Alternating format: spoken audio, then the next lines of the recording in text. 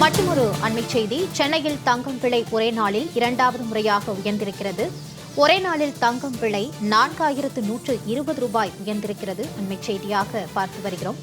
சென்னையில் தங்கத்தின் விலை ஒரே நாளில் இரண்டாவது முறையாக தற்போது உயர்ந்திருப்பதாக அண்மை தகவல் வெளியாகியிருக்கிறது.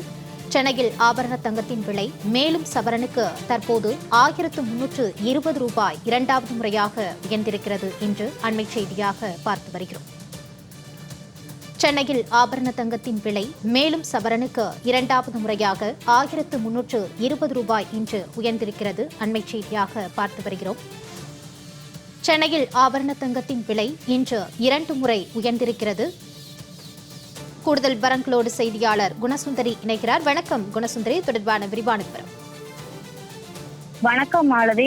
ஆபரண தங்கம் கிராமிற்கு 165 ரூபாயும் சவரனுக்கு 1320 ரூபாயும் உயர்ந்து 1 கிராம் 14,415 ரூபாய்க்கும் சவரன் 1,15,320 ரூபாய்க்கும் விற்பனையாகிறது. குறிப்பாக இன்று காலையே தங்கத்தின் விலை என்பது உயர்ந்தது.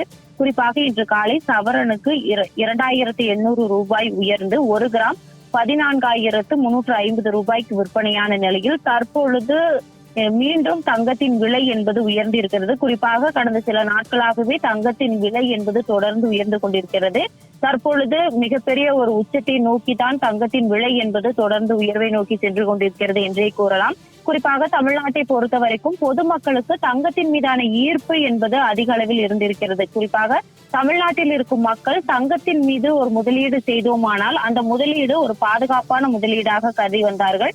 ஆனால் தற்பொழுது தங்கத்தின் விலை தொடர்ந்து உயர்வதால் பொதுமக்களுக்கு தங்கத்தை மீண்டும் வாங்க முடியுமா என்ற ஒரு கேள்வியை ஏற்படுத்தியிருக்கிறது. அதே போன்று தங்கம் எவ்வாறு உயர்ந்து கொண்டே இருக்கிறது, அதே அளவுக்கு வெள்ளியின் விலையும் தொடர்ந்து உயர்ந்திருக்கிறது. அதன் அடிப்படையில் தற்பொழுது வெள்ளி கிராமிற்கு 5 ரூபாய் உயர்ந்து 1 கிராம் 345 ரூபாய்க்கு விற்பனையாகிறது. மாலதி, ஆபரண தங்கத்தின் விலை நிலவரம் தொடர்பான கூடுதல் விவரங்களோடு இணைந்தமைக்கு நன்றி குணசுந்தரி.